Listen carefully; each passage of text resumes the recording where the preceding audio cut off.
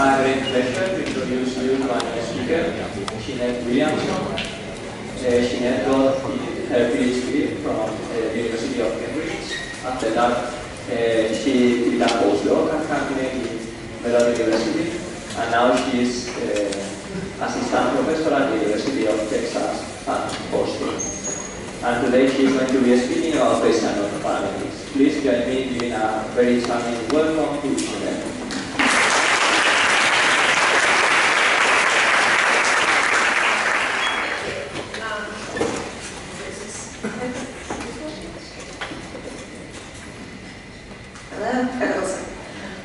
First off, I'd like to say I am super excited to be here. This is my fourth machine learning summer school. My first one was Tübingen back in 2007. I was a first year grad student. I had no idea what I wanted to do. I knew nothing. And I came to Tübingen. I learned all sorts of things I wouldn't have been able to learn in Cambridge where I was. The first time I was introduced to kernel methods. It was also pretty much the point which made me, or one of the key points that made me decide to focus a large amount of my research on Bayesian nonparametrics. So there was a lecture series then on Bayesian nonparametrics. I got interested. Over the summer I started filling them out around in my brain, and then 11 years later I'm still doing it. So what we're going to do, I'm going to go over a lot of the fundamental methods in Bayesian nonparametrics. So what we're not going to do is a huge amount of super cutting edge research. We're going to go over some of the fundamentals, some of the basic building blocks. Tomorrow afternoon, depending on how we're progressing, might throw in some newer, more recent state-of-the-art stuff. But for the most part, we're going to focus on the sort of fundamental building blocks. So today, we're going to go over the Dirichlet process, which is the most fundamental of the Bayesian nonparametric methods. And then we're going to go into some slightly different and more complicated processes after that.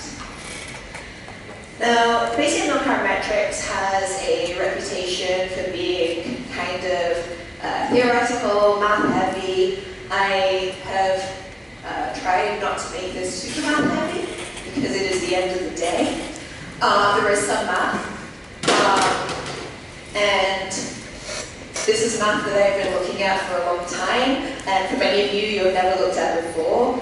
So if at any point I'm going too quickly, if there's something I throw up here that doesn't make sense to you, then we can stop, we can go back and go through it in more detail.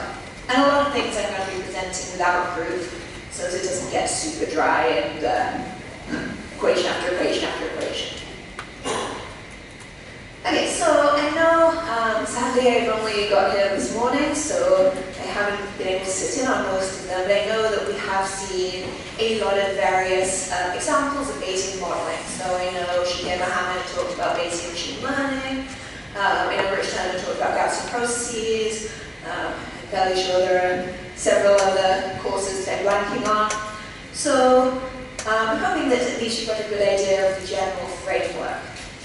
If not, the first 20 minutes or so is going to be recapping that framework a little.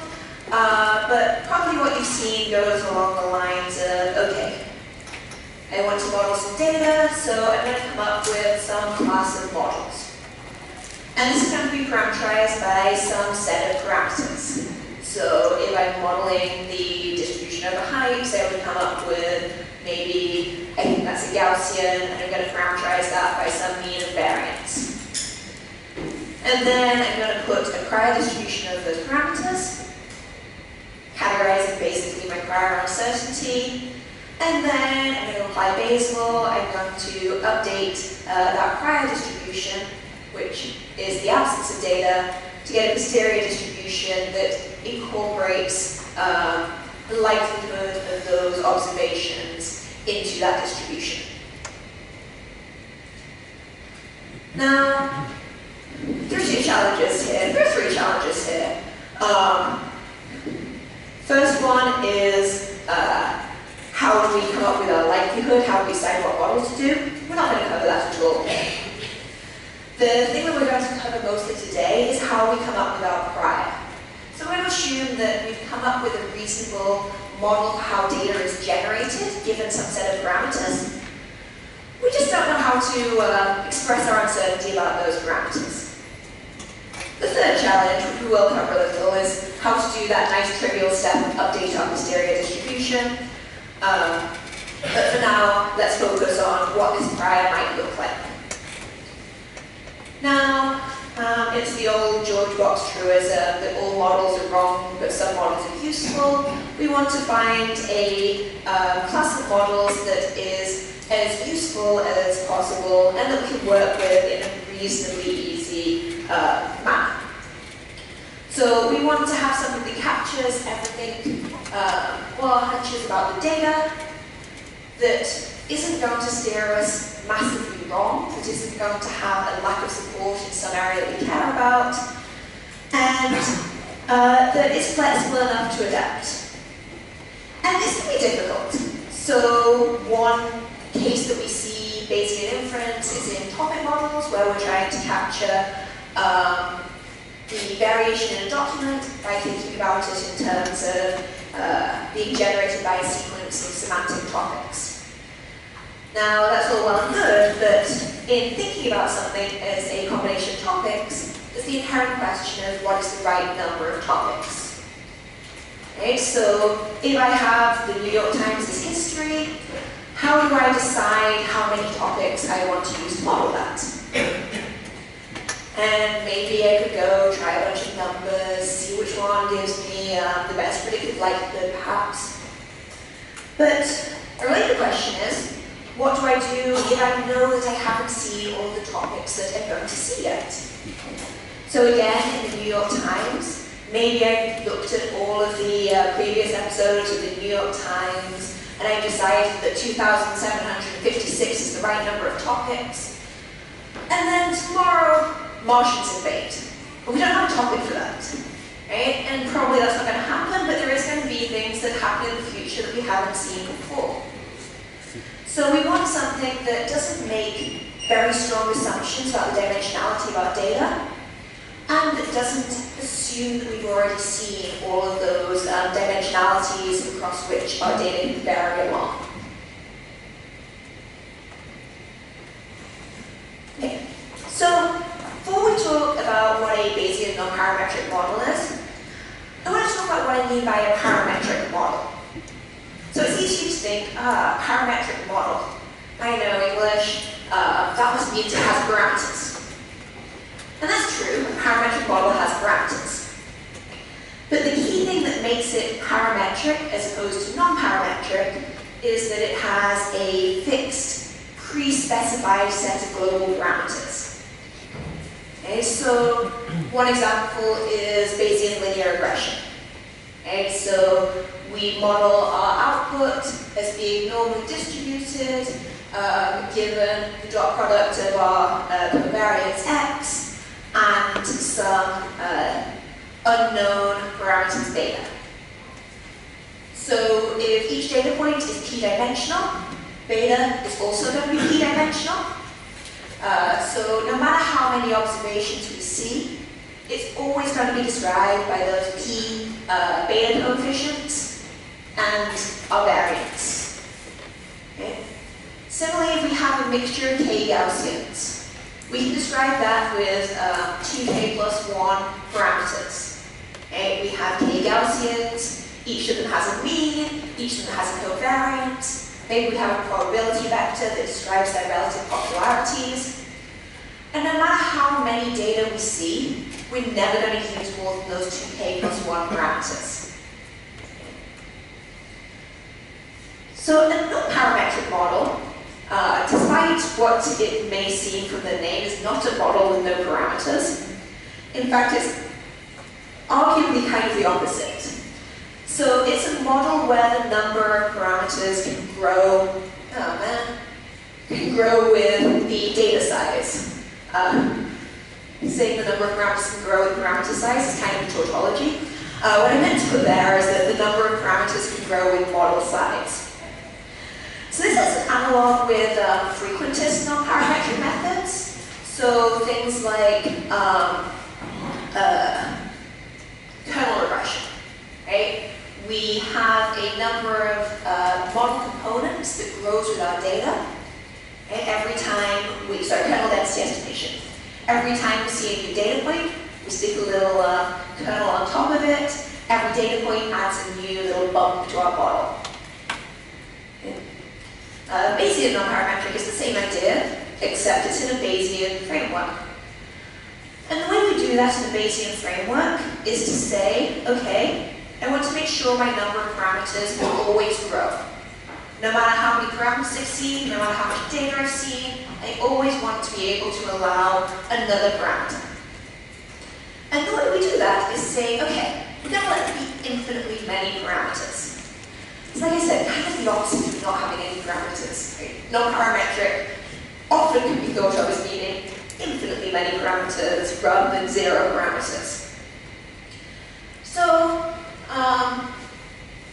infinity's a lot. We don't really want to deal with that many parameters. But we're not generally going to have to.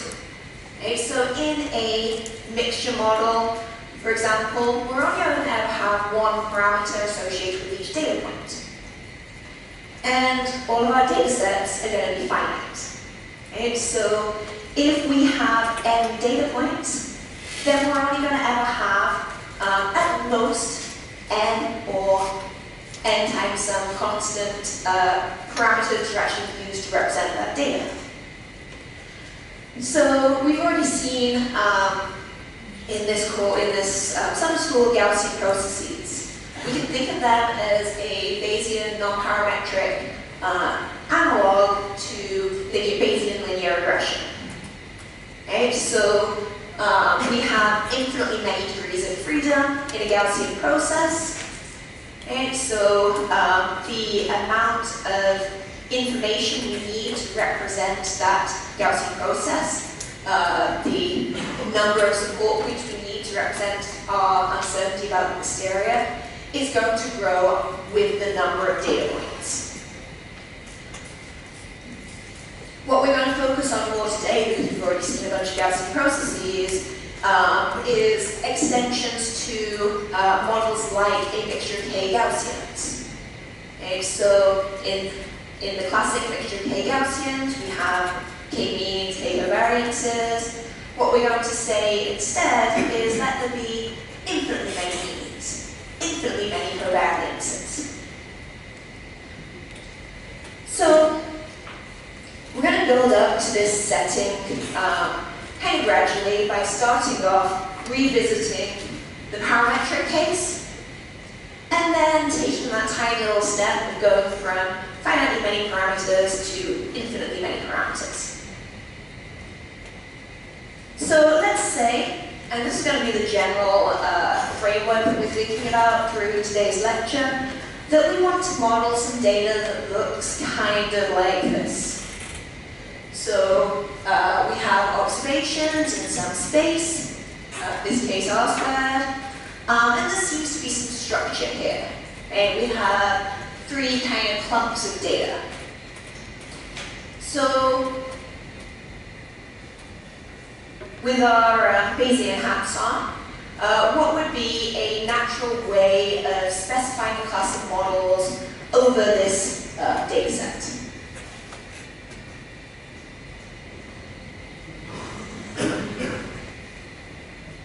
It kind of, yeah.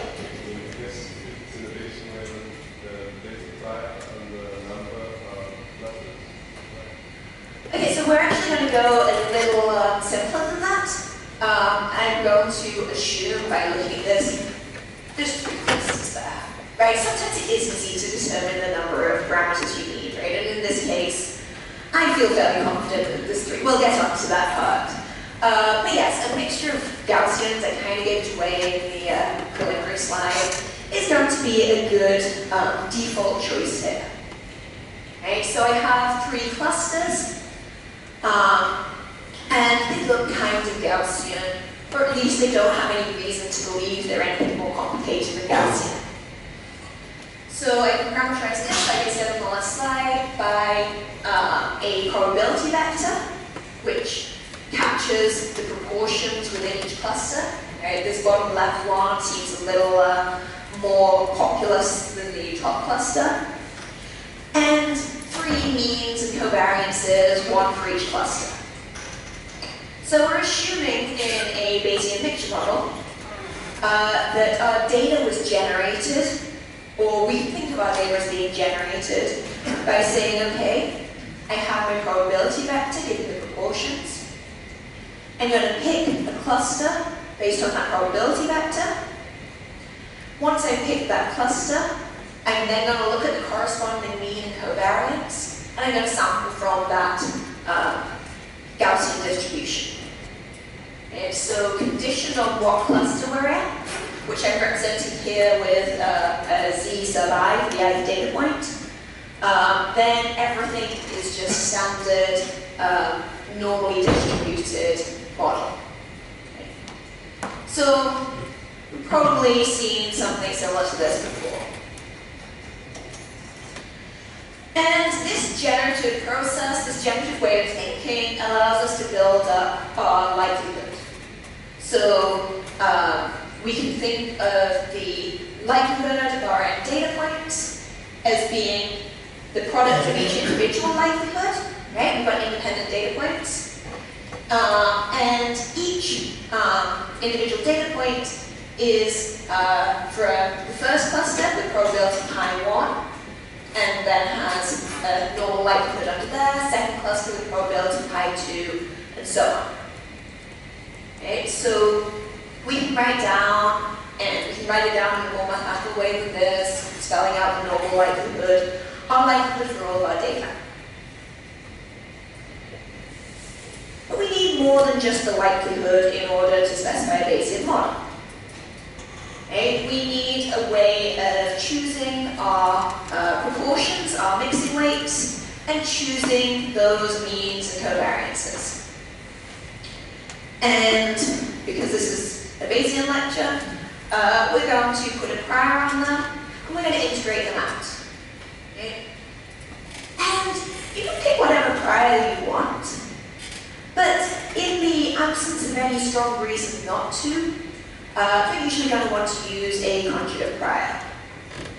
So, again, apologies, I jumped into the middle of this summer school. I know not everyone has a background in Bayesian statistics. Does anyone know what I mean by, or does anyone not know what I mean by a conjugate prior?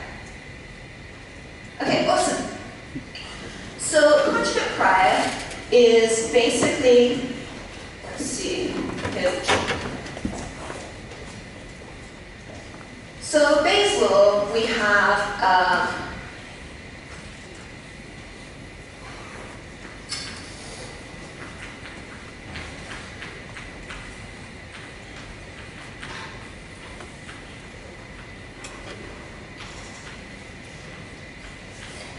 so what we're after is the posterior distribution over our parameters, in this case pi, the mu's and the sigmas, conditioned on our data. And we can usually calculate this using Bayes' law by taking our prior, multiplying it by our likelihood, which is what I have on the previous slide, and then normalizing it so it's a probability distribution. And generally, if you make some random choice for this likelihood and some random choice for this prior, then you're going to have a hard time calculating this because this normalizing constant is a pain. Okay? But there are certain combinations of prior and likelihood where the math just works out really nicely. Okay? So if our prior is normal, so proportional to e to the minus mu squared over 2, going to have it prior, and our likelihood is also normal. So for a single data point, that would be e to the proportional to e to the minus x minus mu squared over sim squared.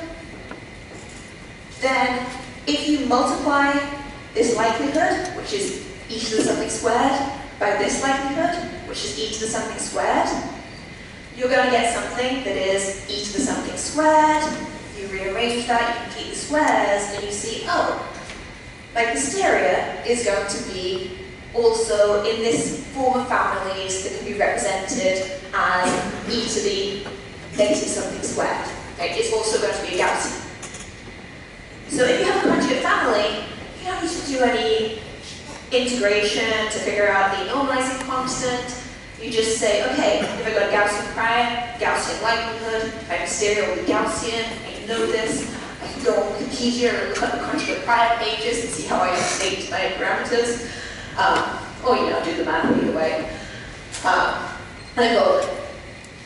So, the standard way we put a prior on a Gaussian mean and covariance is to use a Gaussian inverse Wishart distribution. That's doing distribution over the mean and the covariance that behaves in this way. The stereo will also be Gaussian inverse Wishart. And the standard distribution that we put on a probability vector is going to be the Dirichlet distribution. Okay, so more hand raising time. Raise your hand if you've heard of the Dirichlet distribution. Raise your hand, keep your hand raised. I've got such power. Keep your hands raised if you feel you've got a reasonably good understanding of what the Dirichlet distribution is and how to use it. Keep your hands raised if you feel you know everything you're ever going to want to know about the Dirichlet distribution. I am certainly not there yet. It's a fascinating distribution. Also, if you're like, I know nothing about it, I don't want to know anything about it, this might not be the lecture for you. I'm sorry. Okay, so let's think about what this is. Okay, so simply put, it's a distribution over probability vectors. By probability vector, I just mean a vector that is non-negative and sums to 1. Okay. If you're being fancy, that is called the k-1 dimensional simplex. That's another way of saying vectors that are non-negative, negative k, and sum to 1. And it has a parameter that is a length k vector, where there's at least one non-zero element, and none of the elements are negative. And we can kind of think of what this looks like by trying to visualize a three-dimensional Dirichlet distribution. So we can think of a triangle as representing a three-dimensional probability distribution. So if I'm in this corner, then I have 1, 0, 0. If I'm in this corner, I have 0, 1, 1. If I'm in the top corner, which I can't reach, then I have 0, 0, 1. If I'm slap bang in the middle, then I have a third, a third, a third. Okay. So, how does this parameter, this distribution, correspond to what we get out? Well, the easiest thing is its expected value is going to be our alpha vector normalized. Right? So I have some arbitrary, non-negative vector alpha. If I normalize that, I get a probability vector, and that's going to be the expectation of the Dirichlet distribution. Okay, so here I have a 1, 1, 1 Dirichlet. It's flat across the whole triangle, which means its expectation is in the middle of that triangle. Here I have a 5, 1, 1 Dirichlet, so that's concentrated in that first parameter. That first component of the vector. Here I have a 1, 3, 7 Dirichlet. So that's concentrated mostly towards the top corner and a little bit towards the right corner. You were right, my left. And This is basically an extension of the beta distribution to more than 2 dimensions.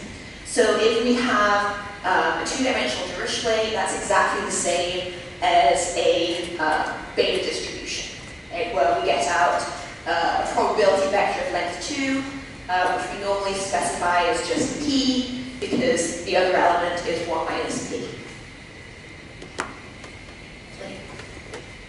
So do these triangles make sense? Because there's going to be more of them. Okay, so the relative values of the alpha parameter tell us where we expect our probability vector to be. The magnitude of them is kind of like an inverse variance. Okay, so the larger the magnitude of the alphas are, one of those two, the less dissimilar the sample that we get out is. Right? The more our distribution concentrates around that mean vector.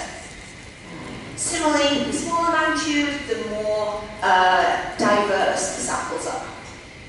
So here in the middle, we have that alpha is 1, 1, 1, which is uniform across the whole simplex.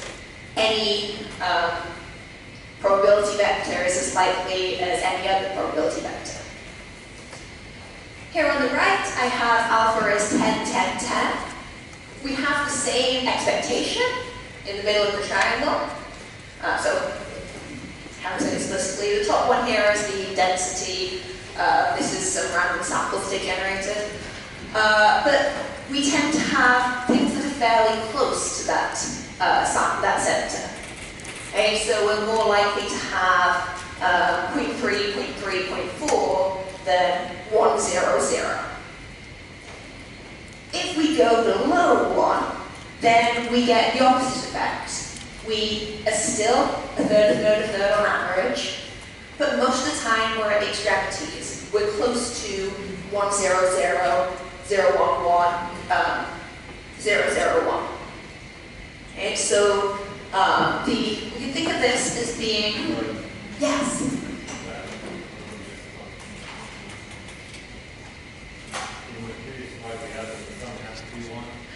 So, no, the sum has to be positive. So what we get out, pi that we get out, is has to be 1. The alphas just have to be greater than 0. Okay, so there is, everything has, at least one thing has to be positive, nothing can be negative, and that's the only requirement on alpha.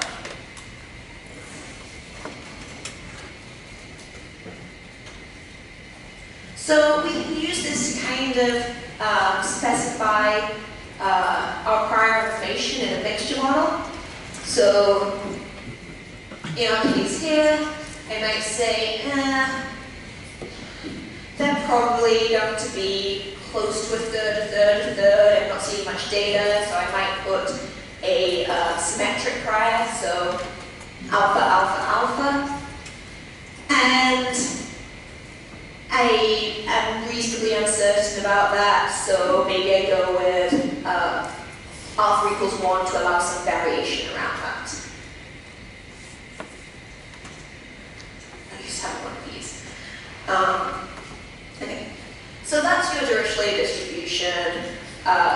It's one of the most commonly used Bayesian distributions. It's, I would say, in the top 3 along with Gaussian and Poisson. Also excellent distributions, but not today's focus. And the main reason that we like it over other perfectly nice distributions over probability distributions is that it has this nice conjugacy property. Actually, you know what, I'm going to step back and say, the first time someone told me that this is a probability distribution of probabilities, it took like a day to figure out what they meant by that. Okay, so, because we're talking about a probability distribution that gives you out probability distributions. Right? So, that maybe this is just me, but I found that fundamentally confusing when I first heard that sentence. So it's like, okay, I've just grasped probability distributions, and you're saying I can have a probability distribution of probability distributions. And you know, it makes perfect sense. You can have a probability distribution over anything, but if that concept trips you up a little, I think that's quite normal. So if you're in that situation, then let it sit with yourself a while. It'll settle eventually. Okay, so Dirichlet is nice because it has conjugacy to the multinomial, which is basically the counting distribution.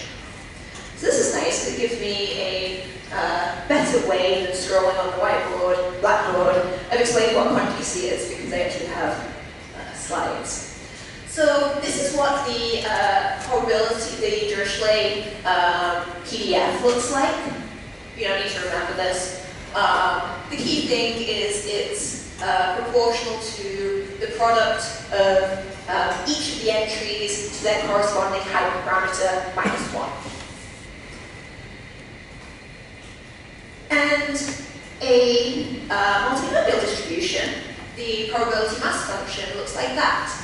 It's got some normalizing constant, and then it's proportional to the product of each of the probabilities to the power of how many times you've seen that class.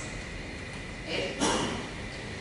And you'll notice that these look kind of the same, right? They're both something that we don't really want to think about if we can help it, times the product over pi to the something else. So if we take the posterior probability of pi with all our data is going to be proportional to this multinomial likelihood times my Dirichlet prior, which is going to be some ugly normalizing constants that don't involve pi, which is what we care about, times the product of pi to the alpha minus 1 times pi to the nk, which is the number of times we've seen cluster k in this context, which is pi k to this some parameter. The nice thing here is that I've glossed over what this normalizing constant is. It's some combination of these gammas and factorials, and I don't want to deal with that. But just by looking at this now, I know that this must be a Dirichlet distribution, because there's only one normalizing constant that I can come up with that will make this be a valid probability distribution. Okay? And I know that the top line here is a valid probability distribution.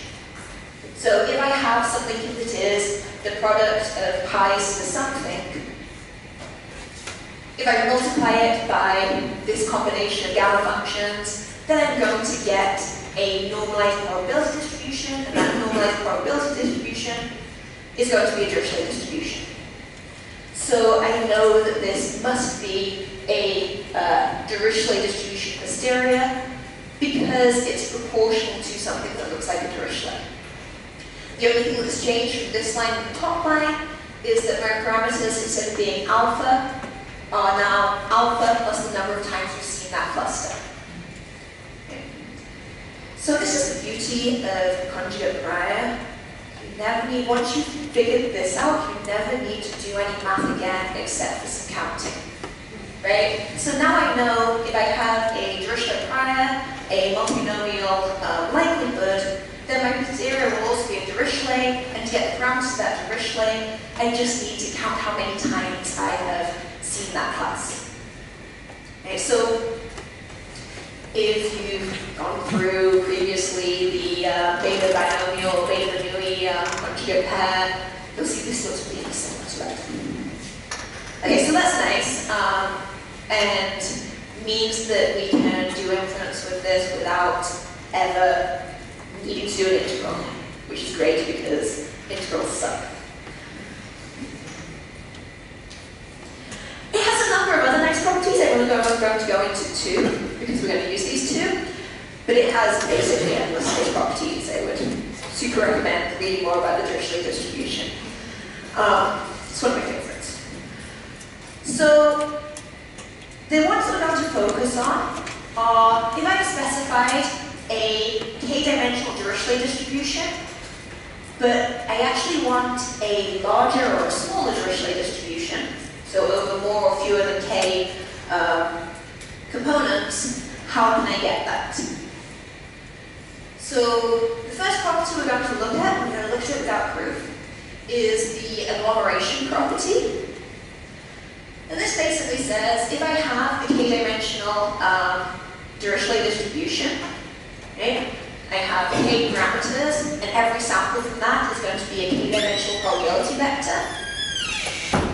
If I take those two, if I take any two elements of that probability vector and just sum them together, right? So in this case, I've taken the first and second component of that probability vector, summed them together, left everything so as it was. Obviously, this is now a k-1 dimensional probability vector because it still sums to 1. The nice thing is that its distribution is the same as if we had directly sampled it from a Dirichlet distribution with the first two parameters of my original distribution summed together. Okay. So, if I have a vector, I know it's a Dirichlet distribution with some set of parameters, I can sum any number of those vectors, I can sum any number of those entries together, and I will still know that what I get out is Dirichlet distributed, and I will know what parameters that sort of implied distribution has.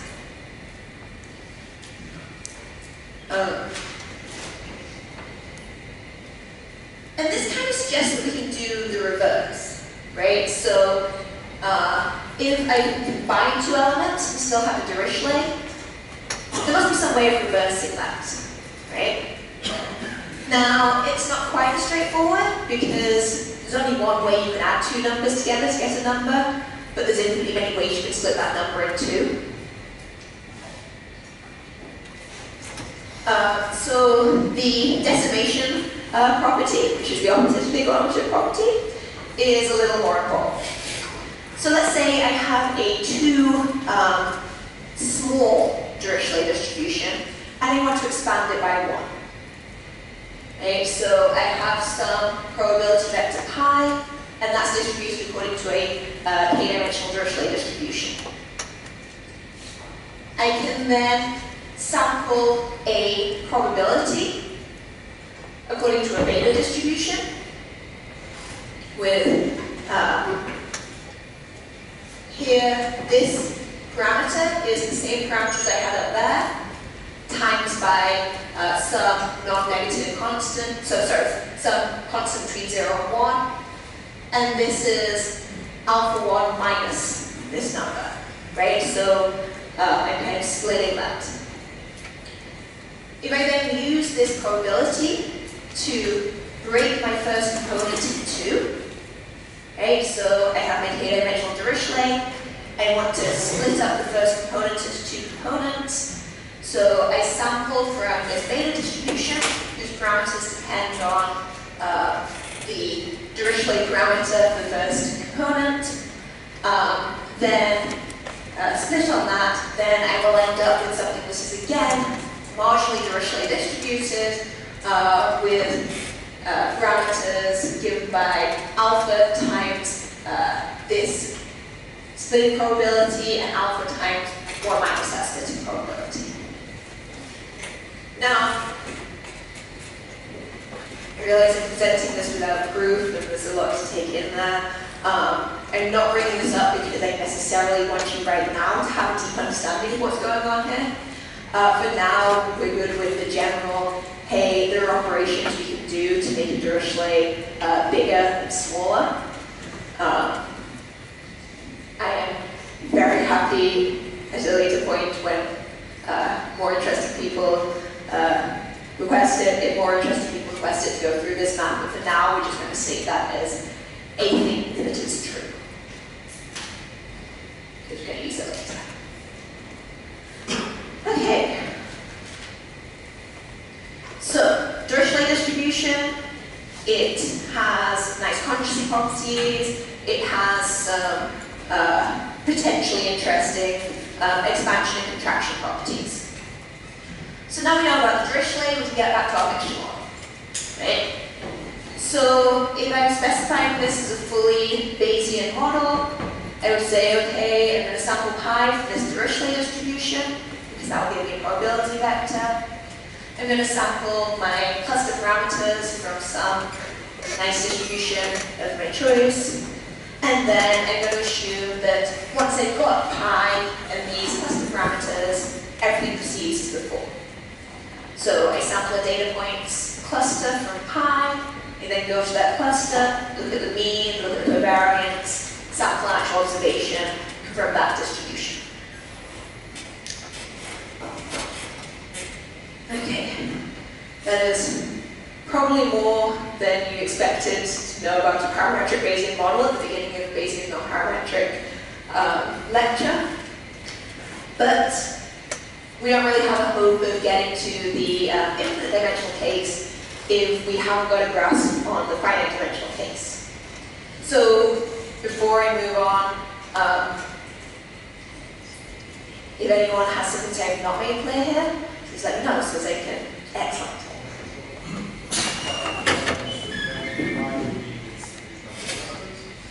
Yes, the probability of the clusters. So the probability being the first.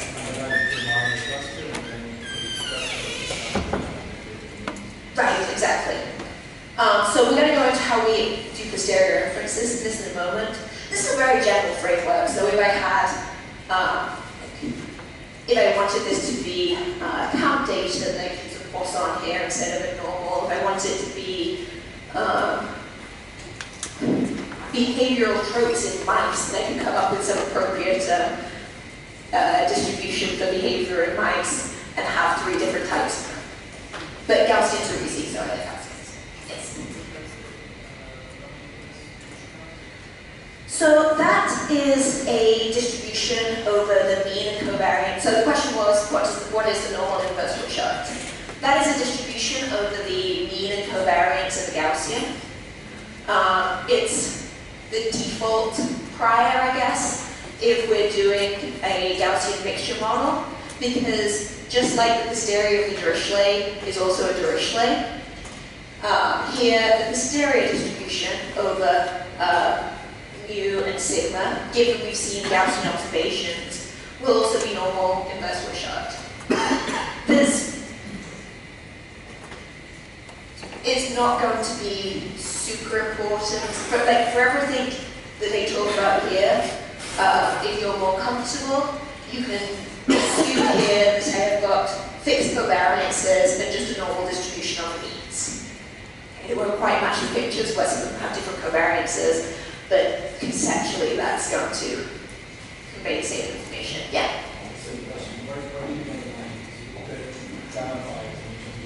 Oh, you absolutely could. And yes, that's an interest. So we can go up putting priors and priors and priors. And sometimes there's benefit in that, and sometimes there isn't. And to an extent, it's a little bit of a design choice, right? How confident am I in saying I can express my belief that it's going to be this alpha, alpha, alpha, or do I want to punt on that and say, I'm not sure, I think alpha is probably in the range of 10 to 100, so put a prior that encapsulates that. Okay, so you can always and probably should put priors on some of these hyperparameters. This is kind of a minimal example. Okay. You got to stop sometime, but there's not necessarily a point at which you have to stop. I realize that's a wishy-washy answer, but yeah. Hey. So it doesn't make sense that the UK and the mean and the variance cluster are independent of each other? Yes, so that is the key assumption here. Whether it's reasonable or not, you could certainly come up with models where it's not. For the models that for like the basic models that we're going to talk about today, that's going to be a key assumption that makes the inference work. Right? So you absolutely could specify a model where you have dependencies between the mean, between the clusters. It would just make inference harder. Right? So there's something mathematically, like computationally nice about being able to say, okay, once I know what cluster everything is in, then my problem reduces to estimating some Gaussians. Right? You absolutely don't have to do that, but it makes the math easy, and for today at least, we're going to make math as easy as we can. Yeah? Is there a communication or dependency between the variance between the mean or? Yes, there is. So, yeah, it's a couple prior that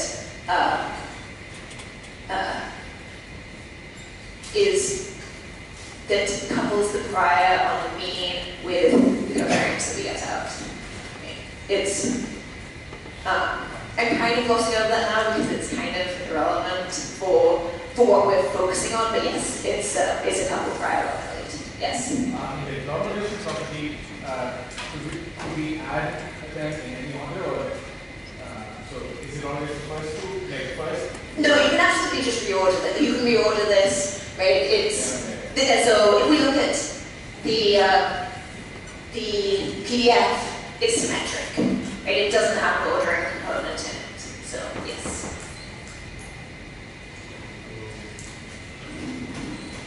Oh, by the way, forwards in time. Which one?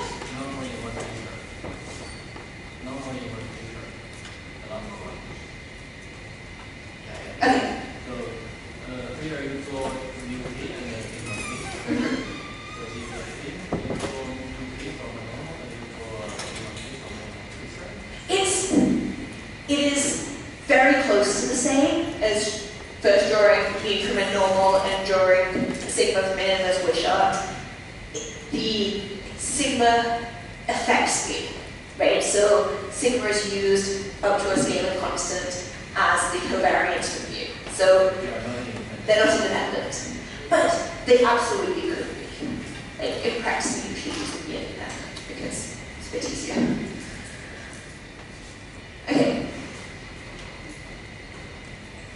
Awesome. Okay. So specifying models is nice, but they're kind of pointless if we can't do some sort of inference in them. And the reason why I made the choices that I have here is so that I can use conjugacy to sample from the posteriors of all of my parameters. Right? So if I condition on my indicator variables, so what cluster every data point is in, then I know my posterior distribution is going to be a Dirichlet distribution where the parameters are my original parameters plus the counts for each cluster. And then, if I condition on the probability vector pi, I can then sample from the posteriors of the indicator variables. Right? So the probability of a data point being in cluster K is going to be pi proportional to pi k, the sort of a priori probability conditioned on pi's in that cluster, times the likelihood of being in that cluster given the mean and variance. Right? So this is my baseline, 3/4 of the data points are in this cluster, therefore I'm probably in this cluster, if that pi is large. And this is, I look fairly similar to data that comes from this mean and covariance. Okay. And here, this is proportional, but I don't need to worry about that, because this is, I've only got a probability in this case that z equals 1, z equals 2, z equals 3. So I can calculate those three things up to a normalizing constant to normalize them. And then, I am sorry because I'm doing so much glossing over the normal inverse Wishart part of this. If I had realized I would have so many questions on this, I would have gone into more detail. But But then we're going to use the conjugacy property of the normal inverse Wishart to condition on the data that's in each cluster. We will sample from that the stereo distribution of the mean and the covariance. Okay? And this defines a given sampler. We keep going through these. Sample from pi, conditioned on everything else. That's easy. Sample from z, conditioned on everything else. That's easy. Sample from the stereo distribution of mu and sigma squared. Again, that's available in floatable. Okay. So, and then we run that long enough, we'll converge to the true stereo. Another thing we can do, which is going to be really helpful once we get to infinite dimensional things, is to skip that first step. So rather than to sample our probability vector and keep it around, we can integrate it out. Okay. So let's take a look at what that looks like. So instead of sampling pi and then conditioning on pi, I'm going to sample from the conditional probability that the ith data point is in cluster K, given all of the other cluster allocations. Okay? So that's going to be the hysteria distribution over pi, given everything else we've seen, times the probability of being in that cluster given pi, but integrating out all of the possible values of pi. And we can, let's see if there's some space there to go through this. So what I have is the integral of the probability of a single data point being in cluster K, given the probability vector pi, times the hysteria distribution given all of the other n minus 1. So, and this is actually a quite easy thing to calculate, because what is the probability of being in cluster K if I know all of the pi's? Right, if I have pi equals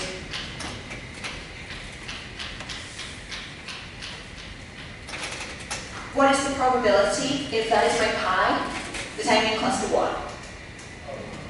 Aha, what's the probability I'm in cluster 2? Quarter. Right, so the probability that I am in cluster K, given pi, is just pi. So K. Okay? And then the stereo probability of pi given all of my other cluster allocations is going to be that Dirichlet hysteria that we've seen before, just with this ith data point taken out.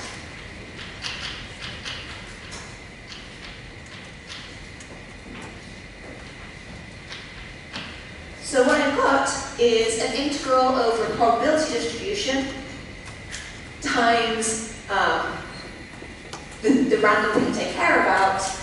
This looks like an expectation, right? The stereo over pi, integrating that out.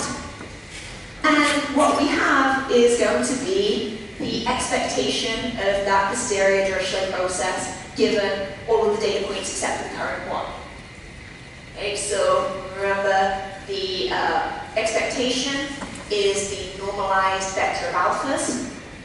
In this case, our vector of alphas is our original alphas plus the cluster counts. Okay, and then just normalize that by the number of things we've seen and the total parameters. So this is fairly easy to calculate, right? If I have I minus 1 data points already assigned to clusters, then the probability that the next one is in a cluster is proportional to the number of times we've seen that cluster before plus the original probability we assigned to that cluster.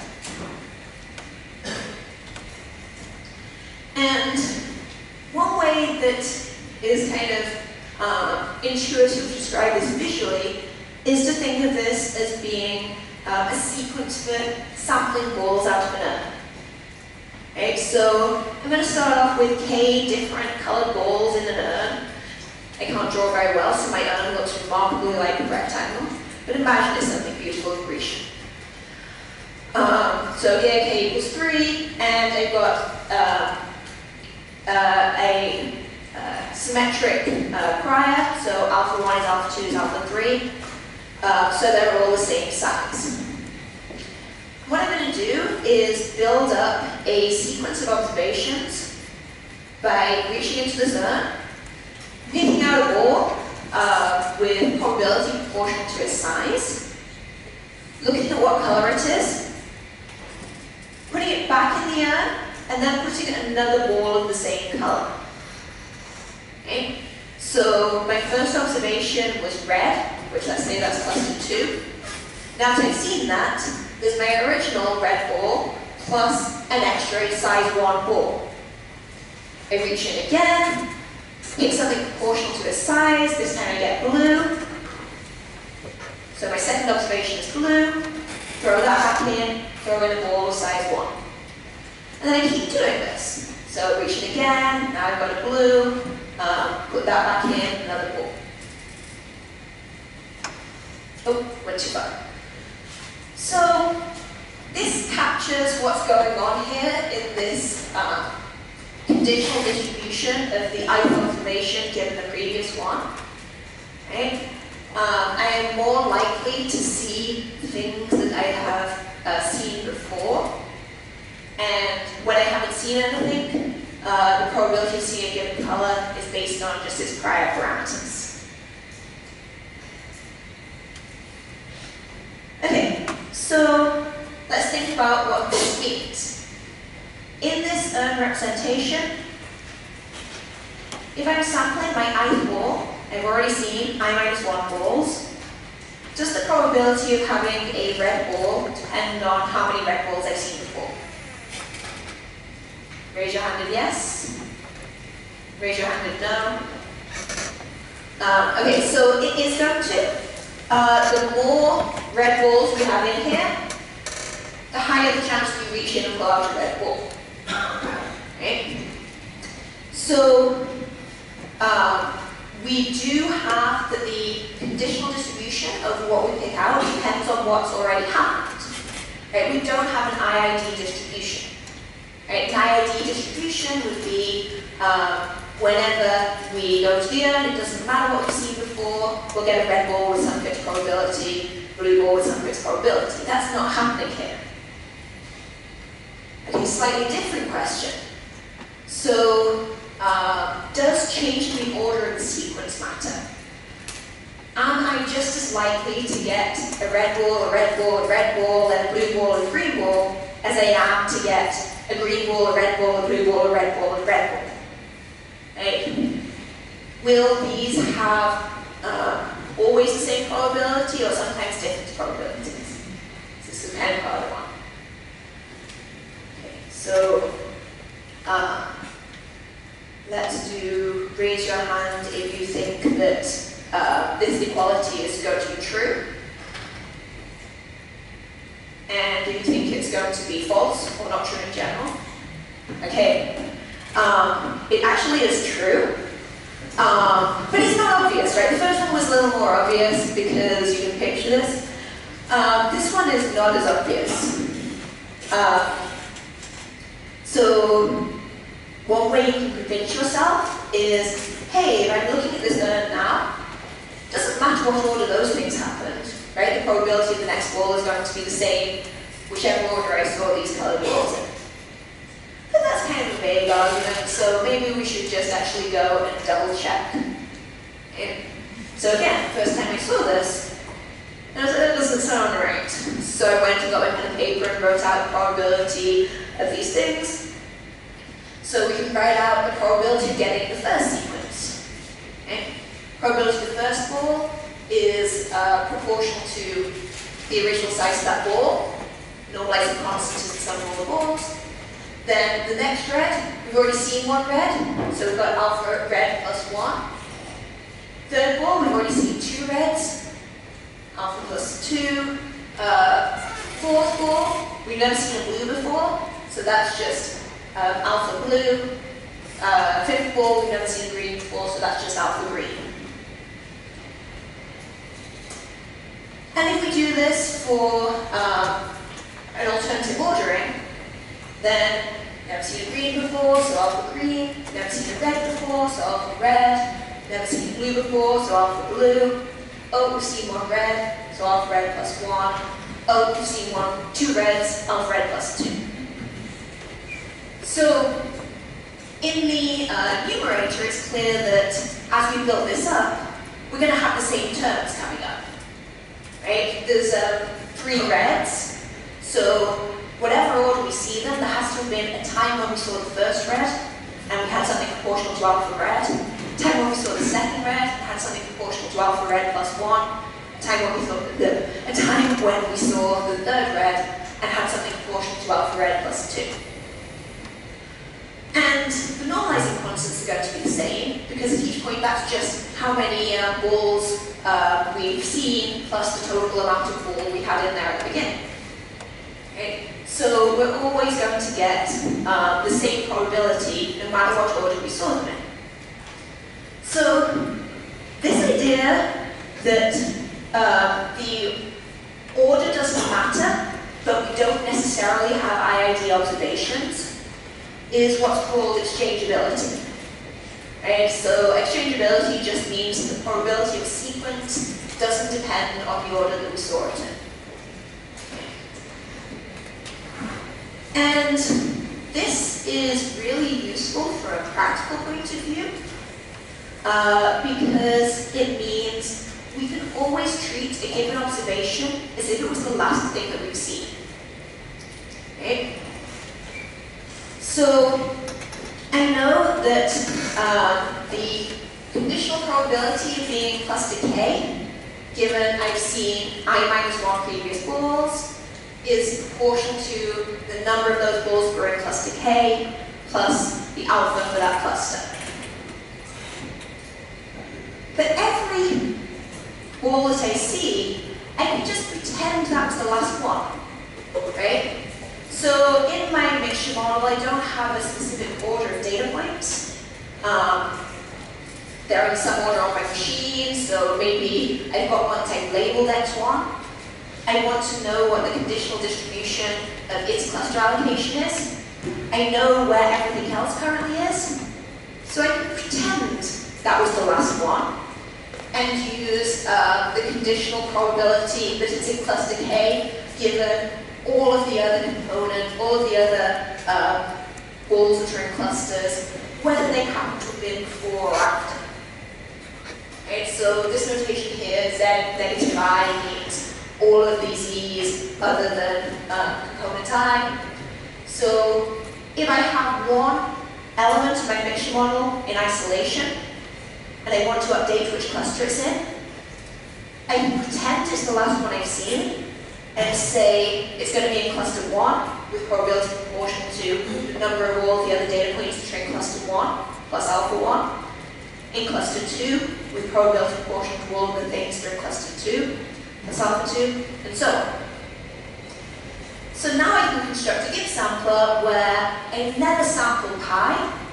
I just go through all of the data points, sample what cluster it's in, based on what cluster everything else is in.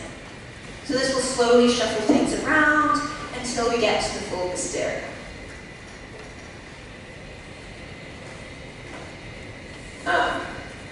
So this is basically saying the same thing.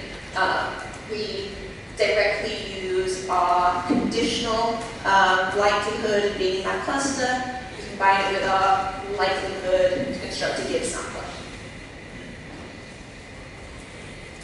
Okay, so I managed to spend almost all of the first basic non-parametric lecture only talking about parametric phase, but it's coming, I promise. And this slide is out of time. It's out of order, so we're going to ignore that slide. Let's shuffle back. Oh yeah. Okay. So we have a finite mixture model that we built up with our Dirichlet distribution and some Gaussians.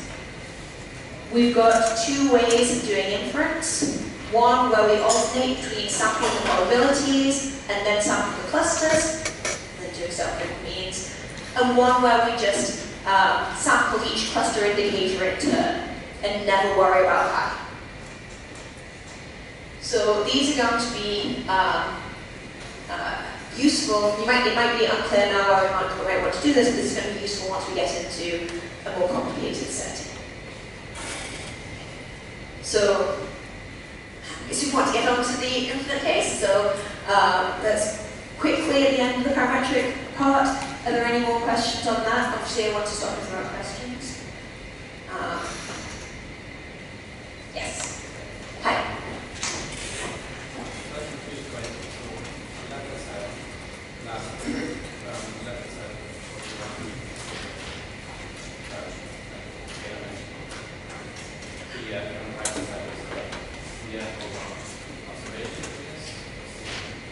Okay, so here what I'm after, this one? Yeah, I'm just wondering about Okay, so I can calculate the probability, the posterior probability, conditional probability of being in cluster K for each of the K clusters. Right? So the probability of being in the first cluster is going to be proportional to the number of times we've seen that cluster times the likelihood of that cluster. And then we'll repeat this for every single cluster. And then I have, if I've got K equals 3, I have 3 different conditional probabilities. I can normalize them by just summing and dividing by that, which deals with the fact we only know the central proportionality constant. Okay. So I didn't actually need to include this line here, because that's also proportional. Does that answer? Yeah. Okay, awesome. Yes?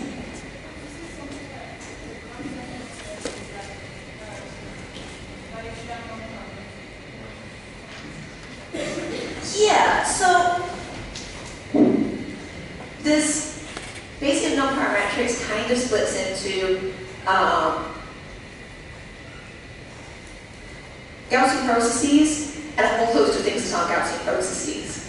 And they're fundamentally different in some very deep ways, mostly to do with the fact that Gaussian processes are kind of continuous models,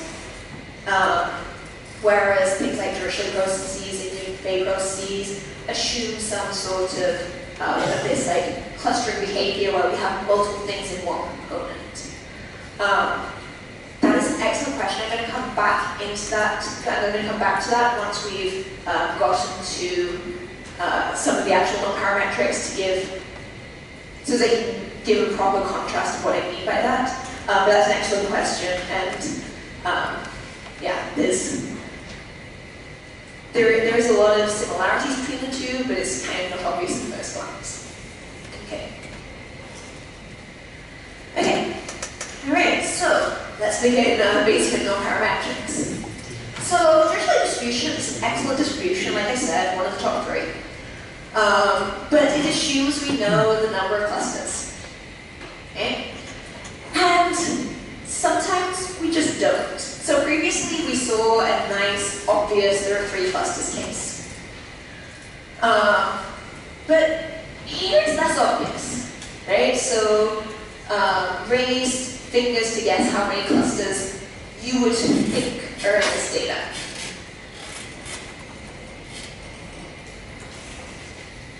Alright, I think we have an expectation of somewhere around like 4.6. Might be an underestimation because we only have 5 fingers on our hand.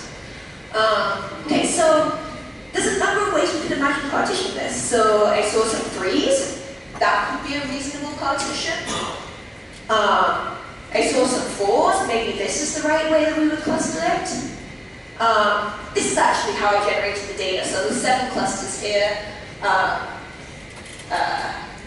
Except some of them are very close. It's hard looking at the data to see that they're actually separate Gaussians. One thing which you mentioned when we were talking about how we specify priors is we could put a prior on the number of clusters, right? We could say, I'm going to let there be some Poisson number of clusters, then it will learn that number k.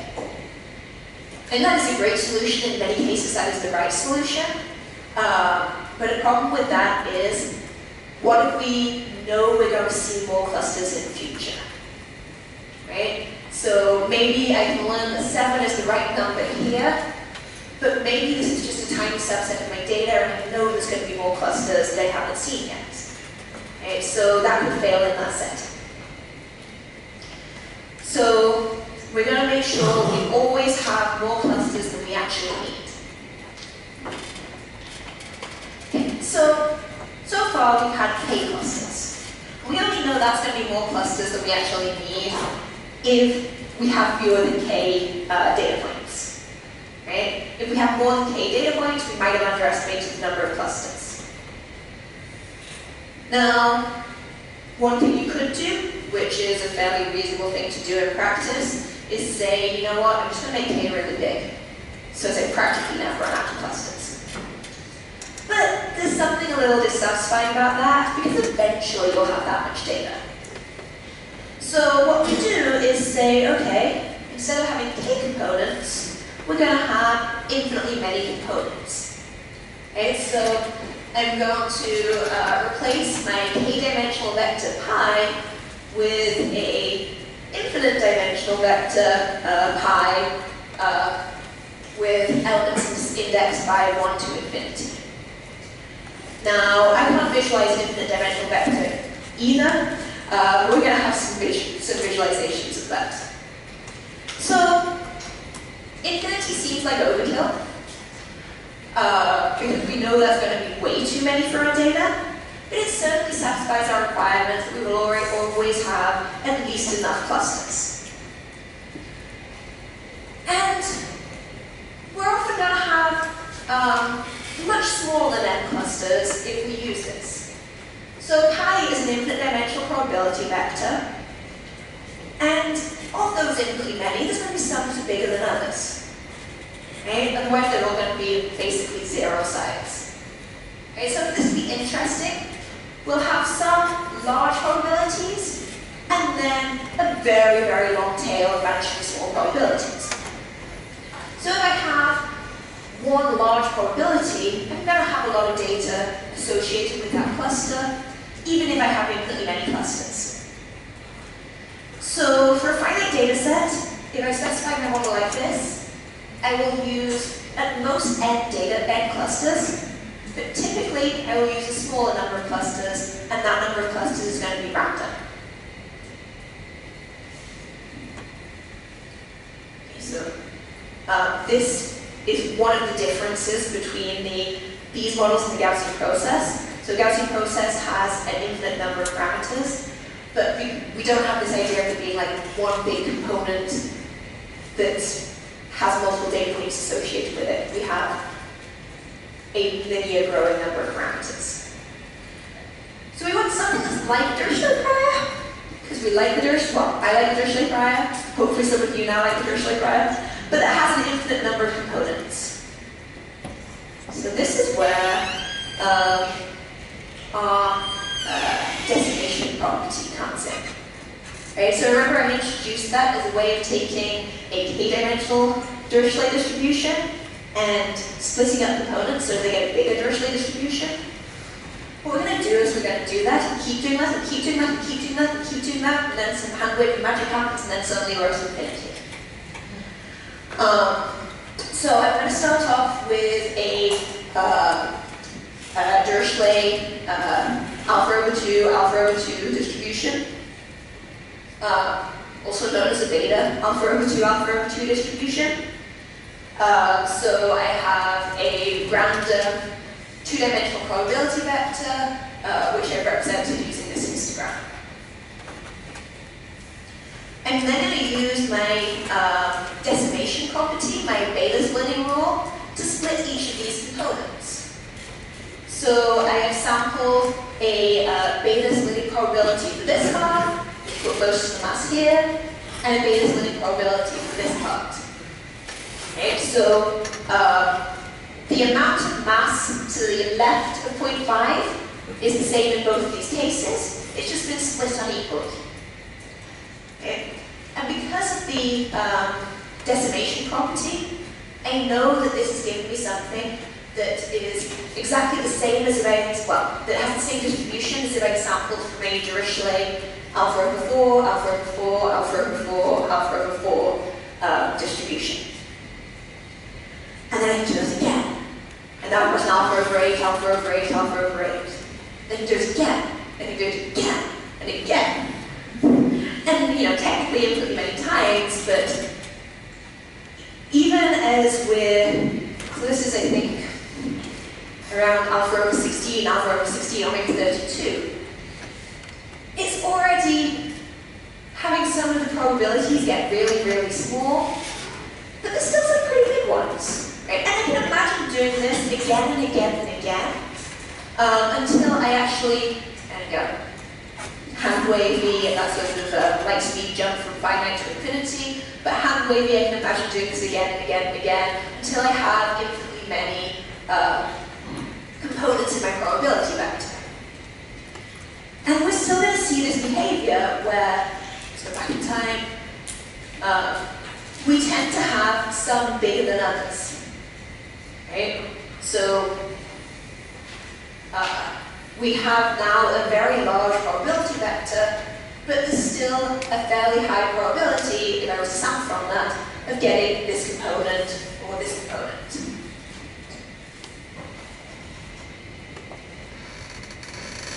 Okay, so this is how we generate an infinite dimensional probability vector. Or this is a thought way of doing it. We wouldn't actually keep clicking this button infinitely many times and then seeing things, but that's kind of how we visualize it. Now, a Dirichlet distribution is technically a distribution not over probability vectors, but over probability measures.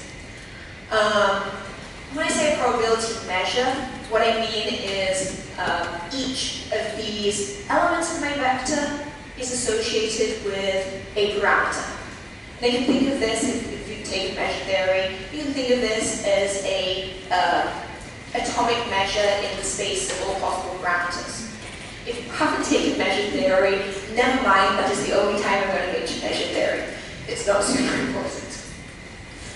So basically, we need to associate each of these infinitely many probability atoms, that's what technical is, little sticks here, with a parameter, right? Just like we had a mean and covariance associated with each of the three parameters. Yes?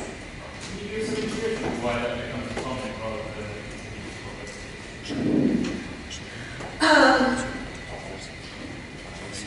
you know what, I can, and I'm going to punt that until another way of thinking about it, because I think that we're going to go on to another construction. I think it's a little clearer there. So, yes, I can. Yes? Oh, absolutely. Yeah.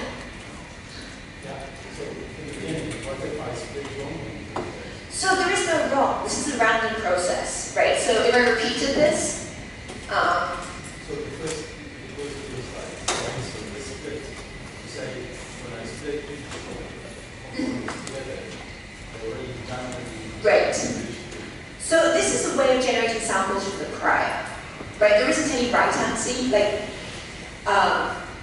if I did this again, I might get all of my mass over here, or most of my mass over here, or whatever, right? So this is a way of thinking about how you can have an infinite dimensional probability vector.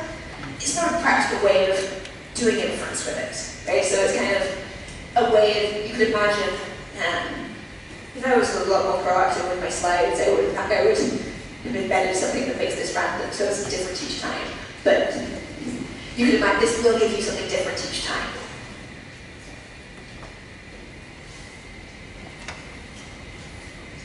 Okay, so basically what we do is say, okay, we've got our vector of probabilities, And we're going to combine this with some distribution on our space of parameters. So let's say a space of parameters is the means of our components, and I'm just going to put a Gaussian distribution on that space.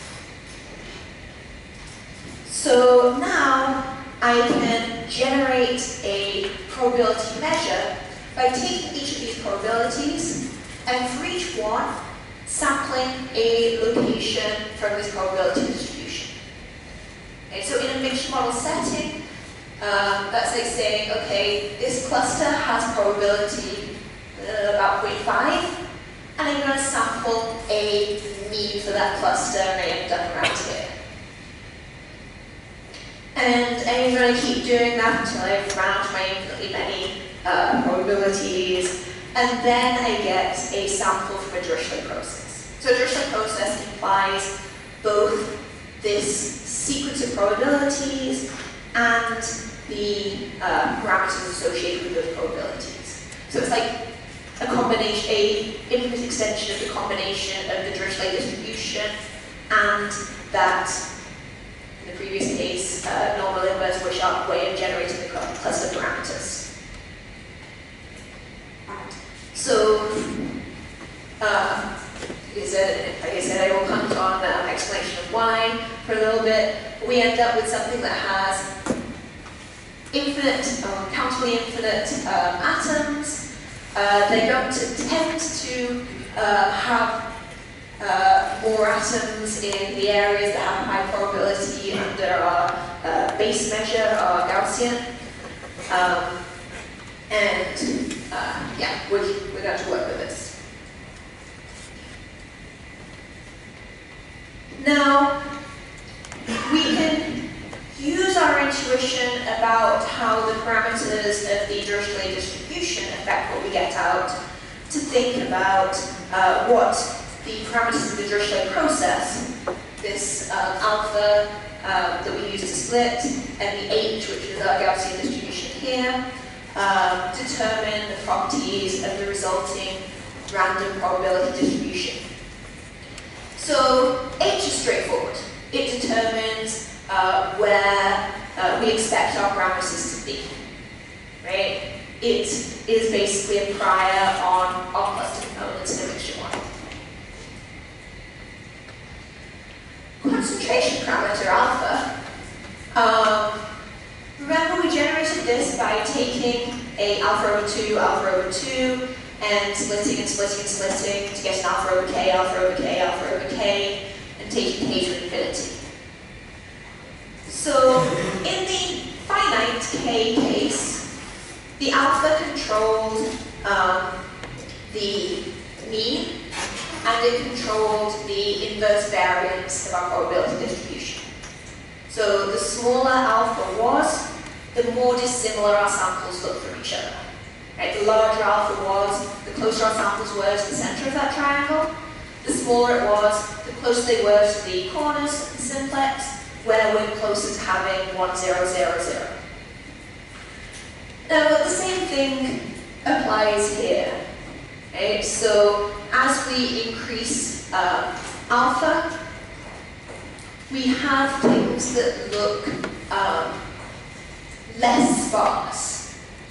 Right? It's hard to think of an inverse variance in this setting, but we have things that look loosely more similar to our base distribution. Right? The probability mass is spread over a number of locations. We have a fairly dense set of probability masses that are big enough to see with the naked eye. As we decrease alpha, so this is alpha is 10, alpha is 1, alpha is 0.1, then we get sparser and sparser distributions. And we can think of this as being any two distributions become more, any two samples from this distribution become further and further from each other. Right? This case, I got most of my probability on somewhere over here. If I sampled it again, I would get most of my probability maybe on something over here. Those are like maximally different. Whereas here, if I sampled it again, it would look more similar to what we had there. So it's a similar behavior that we had in our Dirichlet distribution, that we can control the density or sparsity of our probability distributions when they tend to be at the extremes of the simplex or more towards the center by making our alpha parameter bigger or smaller. Okay.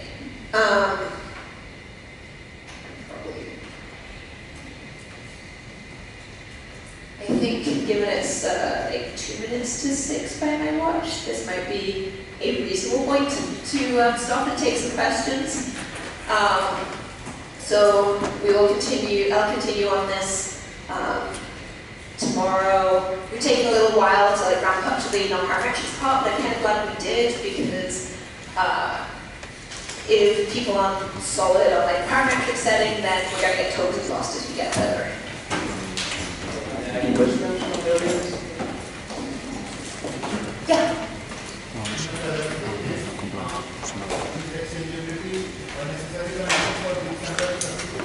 I'm sorry, I didn't catch that.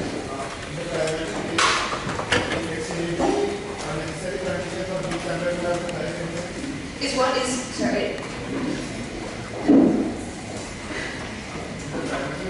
Yes.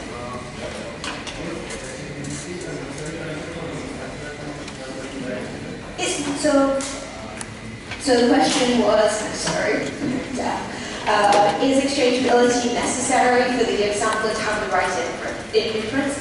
You can have a given sampler. So a given sampler is just something that repeatedly samples from the conditional distribution of each thing that goes through. You absolutely don't need to have exchangeability to define a conditional distribution and to sample from it. The nice thing here is that the conditional distribution always looks the same, right? It's always the same form, right? Whereas if we don't have exchangeability, then you will have to consider you will have more complicated and general conditional distribution. So it's absolutely not necessary for a given sampler, but it's necessary that this gives this form of the given sampler. Yeah. Absolutely.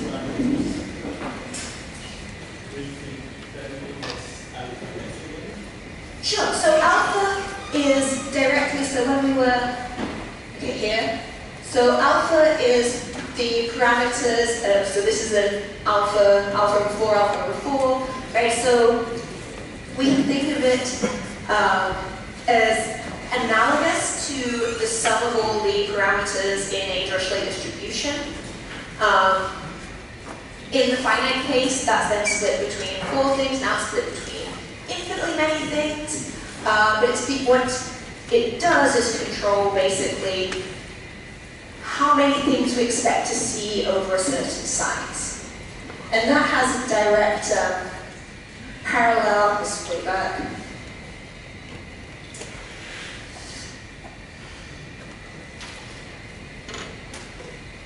To this setting. So where alpha is small, we tend to get things that put their mass on 1 or 2 elements. The same thing, right? It will still have finite probability on infinitely many clusters.